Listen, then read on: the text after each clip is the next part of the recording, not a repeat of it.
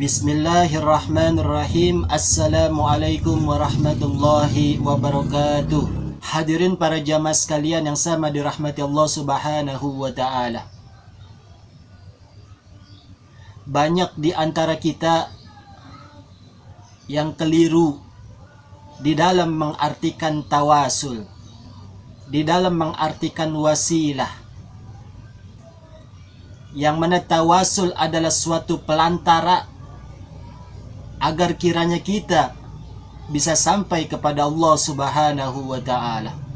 Jadi tawasul mempunyai arti mencari suatu pelantaraan agar kiranya segala niat-niat kita, segala hajat-hajat kita bisa sampai kepada Allah Subhanahu wa ta'ala dengan berdoa dan memohon kepada Allah Subhanahu wa ta'ala. Maka apabila seseorang yang berdoa, yang memohon kepada suatu pelantara yang dibuat tawasul, suatu pelantara yang dibuat wasilah, maka sungguh keliru daripada pengartian tawasul tersebut. Hakikatnya hanya sebagai pelantara agar kiranya bisa sampai kita kepada Allah Subhanahu wa ta'ala. Hadirin jamaah sekalian yang sama dirahmati Allah Subhanahu wa ta'ala. Sedang tawasul menurut arti bahasa huwa lugatan al-wasilah. Tawasul menurut bahasa adalah suatu pelantara. Sebagaimana sesuatu kehidupan kita memerlukan dengan yang namanya suatu pelantara, yang mana pelantara tersebut kiranya agar bisa mempercepat sampainya kita kepada tujuan yang kita maksud. Kita ambil contoh seseorang yang berjalan dari rumahnya menuju suatu tempat yang sangat jauh. Tentu seseorang tersebut memerlukan suatu pelantara agar kiranya bisa sampai dengan cepat kepada tempat yang ia tuju. Dengan apa pelantara tersebut bisa mempercepat sampainya kepada tujuan yang dia maksud? Dengan sepeda motor, dengan mobil, bahkan kendaraan-kendaraan yang lain yang mempercepat sampai kepada tujuan tempat yang dimaksud. Begitu juga seseorang yang ingin bertemu dengan salah satu tokoh pejabat. Kalaulah kita tembus langsung ke seorang pejabat tersebut, tidaklah akan bisa sampai. Akan tetapi membutuhkan yang namanya pelantara. Dibawa diri kita dengan pelantara penghantar kita kepada tokoh yang kita maksud, akan mempercepat sampainya kita kepada tokoh yang kita maksud. Begitu juga tatkala kita berdoa kepada Allah Subhanahu wa ta'ala, memohon kepada Allah Subhanahu wa ta'ala, rasa-rasanya sangat jauh kita kepada Allah Subhanahu wa ta'ala. Maka untuk mempercepat segala doa-doa kita, untuk mempercepat segala hajat-hajat kita, carilah pelantara yang bisa membawa segala hajat-hajat kita. Doa-doa kita mempercepat sampainya kepada Allah Subhanahu wa ta'ala. Sedang tawasul menurut istilah syar'i adalah mencari suatu pelantara yang mana pelantara tersebut bisa mendekatkan kita kepada Allah Subhanahu wa ta'ala, atau mencari suatu pelantara yang mana dengan pelantara tersebut bisa sampai segala hajat-hajat kita, niat-niat kita diterima oleh Allah Subhanahu wa ta'ala. Jadi sangatlah salah apabila seseorang yang mempunyai niat, yang mempunyai hajat, berharap kepada si tawasul tersebut, si pelantara tersebut. Tetapi hakikatnya kita berharap kepada Allah Subhanahu wa ta'ala. Suatu pelantara tersebut ini yang bisa mendekatkan kita kepada hajat, kepada Allah Subhanahu wa ta'ala. Hadirin jamaah sekalian yang sama dirahmati Allah Subhanahu wa ta'ala. Di dalam Al-Quran Allah Subhanahu wa ta'ala mengatakan, Ya ayyuhalladzina amanu, wahai orang-orang yang beriman, ittaqullaha, bertakwahlah kepada Allah Subhanahu wa ta'ala. Definisi daripada takwa adalah menjalankan suatu perintahnya, meninggalkan suatu larangan-larangan dari Allah Subhanahu wa ta'ala. Setelah kita mampu bertakwa kepada Allah Subhanahu wa ta'ala dengan cara menjalankan perintah-perintahnya, menjauhi segala larangan-larangannya, wabtagu, dan carilah, kata Allah Subhanahu wa ta'ala, ilaihil wasilah, agar kiranya kalian bisa sampai kepadaku dengan suatu wasilah. Yang mana di dalam ayat tersebut ini kata-kata wasilah ditafsirkan dan diartikan oleh ulama mufassirin adalah suatu pelantara, suatu sebab yang bisa kalian dekat kepada Allah Subhanahu wa ta'ala. Adapun hal-hal yang terpenting di dalam diri kita untuk mensimpulkan daripada tawasul adalah hendaklah kita menggunakan suatu hal-hal yang sangat penting di dalam bertawasul, baik berupa benda ataupun sesuatu yang mempunyai kedekatan kepada Allah Subhanahu wa ta'ala.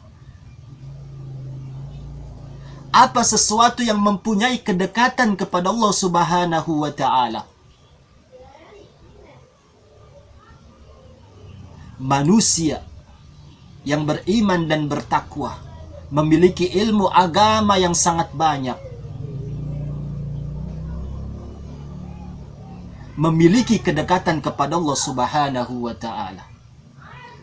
Para wali min awliyaillah yang selalu menyebut zikir kepada Allah Subhanahu wa ta'ala, hatinya tidak terputus dari Allah Subhanahu wa ta'ala. Suatu pelantara untuk kita bisa mendekatkan diri kita kepada Allah Subhanahu wa ta'ala. Atau suatu benda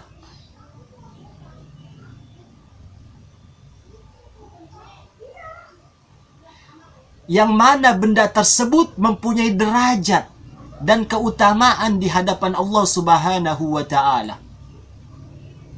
Seperti Ka'bah Baitullah. Ka'bah adalah suatu batu, akan tetapi mempunyai derajat dan keutamaan di mata Allah Subhanahu wa ta'ala. Maka kiranya bisa kita jadikan tawasul pelantara diri kita untuk dekat dan sampai kepada Allah Subhanahu wa ta'ala. Sebagaimana di dalam ibadah haji, seseorang yang melakukan ibadah haji memutari Ka'bah, bertawaf, dan membaca talbih seraya bertawasul kepada Allah Subhanahu wa ta'ala, karena Ka'bah adalah suatu batu, suatu benda yang mempunyai nilai dan derajat di mata Allah Subhanahu wa ta'ala. Begitu juga makam salihin, makam para anbiya wal mursalin, makam-makam para nabi dan rasul, bahkan makam-makam para wali min awliyaillahi ta'ala, yaitu para wali-wali Allah Subhanahu wa ta'ala. Suatu tempat makam yang mempunyai nilai, derajat di sisi Allah Subhanahu wa ta'ala, yang bisa kita tawasuli, yang bisa kita mencari pelantara terhadap tempat tersebut untuk sampainya kita kepada Allah Subhanahu wa ta'ala. Yang mana keduanya tersebut, antara Ka'bah dan makom atau kuburan daripada orang-orang yang soleh hakikatnya adalah sebuah benda. Akan tetapi benda tersebut, Ka'bah dan kuburan orang-orang yang soleh, mempunyai nilai, derajat di mata Allah Subhanahu wa ta'ala, yang perlulah kita semua mencari benda tersebut untuk sampai kita kepada Allah Subhanahu wa ta'ala. Yang mana di dalam berziarah, sebagaimana Nabi kita Muhammad sallallahu alaihi wasallam telah mencontohkan terlebih dahulu, yang mana Nabi kita Muhammad sallallahu alaihi wasallam menziarahi para syuhada salihin yang gugur pada perang Uhud dan gugur pada perang Badar. Karena para syuhada Uhud dan Badar, hakikatnya mereka tidaklah mati, bahkan mereka hidup di sisi Allah Subhanahu wa ta'ala. Begitu juga para wali min awliyaillah, tidaklah mati mereka, hakikatnya istirahat di dalam kesibukan-kesibukan dunia, karena telah selesai di dalam tugasnya berdakwah dan mensyiarkan daripada agama-agamanya Allah Subhanahu wa ta'ala. Allah Subhanahu wa ta'ala mengatakan di dalam Al-Quran, وَلَا تَقُولُوا لِمَنْ يُقْتَلُ فِي سَبِيلِ اللَّهِ أَمْوَاتٌ بَلْ أَحْيَاءٌ وَلَكِنْ لَا يَشْعُرُونَ. Jangan kalian sangka orang-orang yang telah berjuang di jalan Allah Subhanahu wa ta'ala, orang-orang yang telah mensyiarkan agama Allah Subhanahu wa ta'ala, yang bersungguh-sungguh di dalam agamanya Allah Subhanahu wa ta'ala itu mati. Bal ahya, bahkan mereka semua hidup. Walakin la yash'urun, akan tetapi kita tidak mengetahui keberadaan mereka. Sebagaimana Rasulullah sallallahu alaihi wasallam pernah bersabda, al-maitu maitani, seorang mayat, seorang yang telah meninggal dunia atau mayit, itu akan menjadi dua bagian, mustarahun wa mustarihun. Ada yang mustarah dan ada yang mustarih.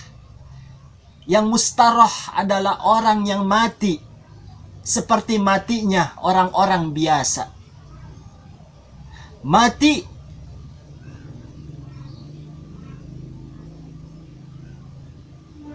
yang hanya sibuk dengan amalnya sendiri. Tetapi yang kedua ada orang-orang yang mustareh, yaitu orang-orang yang mati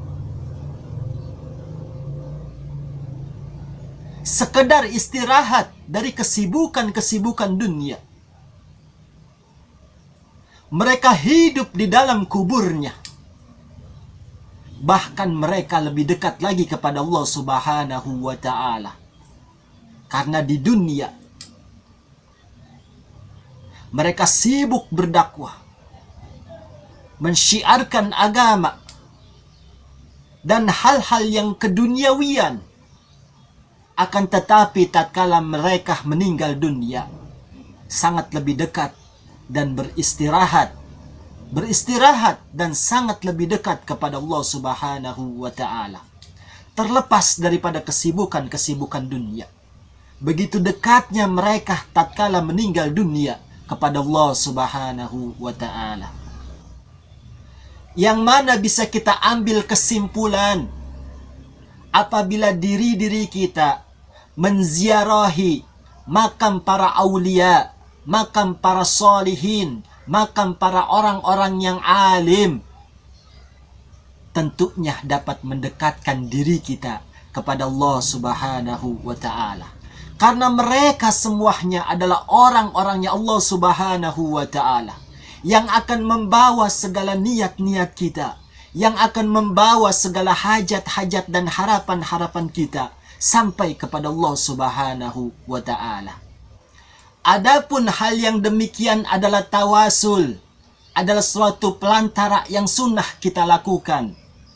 mengunjungi daripada makam pekuburan aulia, solihin dan alimin adalah sesuatu yang sunnah yang bisa saja kita lakukan. Sedangkan tawasul yang wajib, yang harus selalu kita kerjakan di dalam kehidupan kita adalah tawasul bitta'ah, yaitu pelantara dengan ketaatan kita, yang mana ketaatan kita bisa mensampaikan diri kita kepada Allah Subhanahu wa ta'ala. Seperti sholat 5 waktu, seperti berpuasa di bulan Ramadan, membayar zakat, pergi haji. Sesuatu tersebut adalah suatu kewajiban kita yang harus kita lakukan, yang dinamakan dengan tawasul atau pelantara agar kita bisa sampai dan dekat kepada Allah Subhanahu wa ta'ala. Yang mana ada suatu riwayat yang diceritakan oleh Al-Imam Mujahid, dahulu ada seseorang yang lemas kakinya, yang lumpuh kakinya, berada percis di dekat sahabat Ibnu Abbas radhiyallahu anhu. Yang mana seseorang yang lemas kakinya, yang lumpuh kakinya, mengeluh kepada Sayyidina Ibnu Abbas radhiyallahu anhu dengan mengatakan, "Ya Ibnu Abbas, betapa lemasnya kakiku, betapa lumpuhnya kakiku." Lalu sahabat Nabi yang bernama Ibnu Abbas mengatakan kepada orang tersebut, "Mintalah kesembuhan kepada Allah Subhanahu wa ta'ala dari seseorang yang kau cintai." Lalu seseorang yang lemas kakinya, yang lumpuh kakinya, mengatakan, "Muhammad, aku mencintai Nabi Muhammad." Dengan seketika, dengan bertawasul kepada nama Nabi Muhammad sallallahu alaihi wasallam, hilanglah kelemasan kaki orang tersebut, hilanglah rasa lumpuh yang dialami orang tersebut. Sallu ala Muhammad. Diceritakan dari sahabat Utbah bin Ghazwan, yang mana sahabat Utbah bin Ghazwan di dalam salah satu peperangan, dia dikejar oleh musuh-musuhnya dan terpojok, yang mana di dalam hati sahabat Utbah bin Ghazwan sudah tidak ada penolong lagi kecuali dari Allah Subhanahu wa ta'ala. Akan tetapi sahabat Nabi yang bernama Utbah bin Ghazwan sangat malu meminta pertolongan kepada Allah Subhanahu wa ta'ala karena merasa dirinya kotor. Akhirnya sahabat Utbah bin Ghazwan bertawasul dengan nama seseorang yang dia cintai, yaitu Nabi Muhammad sallallahu alaihi wasallam. Tatkala sahabat Nabi yang bernama Utbah bin Ghazwan bertawasul, menyebut-nyebut nama orang yang dia cintai, seketika itu juga para musuh kehilangan jejaknya. Sallu ala Muhammad. Dan juga di dalam riwayat yang lain, bahkan Nabi kita Muhammad sallallahu alaihi wasallam, orang yang sangat dekat kepada Allah Subhanahu wa ta'ala, bahkan Habibullah, kecintaan Allah Subhanahu wa ta'ala, masih mengungkapkan suatu tawasul agar diri beliau bisa dekat lagi kepada Allah Subhanahu wa ta'ala. Di dalam riwayat, Nabi pun bertawasul kepada Allah Subhanahu wa ta'ala dengan mengatakan, "Allahumma rabba Jibril wa Israfil wa Mikail wa Muhammad sallallahu alaihi wasallam wa a'udzu bika minan nar." Yang mana Nabi kita Muhammad sallallahu alaihi wasallam bertawasul kepada para malaikat-malaikat yang mempunyai derajat kedekatan kepada Allah Subhanahu wa taala. Dan juga di dalam riwayat yang lain, Nabi kita Muhammad sallallahu alaihi wasallam pun melakukan tawasul kepada Allah Subhanahu wa taala dengan nama-nama yang mana nama tersebut sangat dicintai oleh Allah Subhanahu wa taala. Yang mana Nabi kita Muhammad mengatakan, Allahumma inni as'aluka wa tawassalu ilaika bi Jibril wa Israfil wa Mikail. Yang artinya, wahai Allah, sesungguhnya aku bertawasul mencari suatu pelantara yang bisa mendekatkan diriku kepadamu dengan malaikat Jibril, malaikat Israfil, dan malaikat Mikail. Sallu ala Muhammad. Hadanallahu wa iyyakum ajma'in. Thumma assalamu alaikum warahmatullahi wabarakatuh.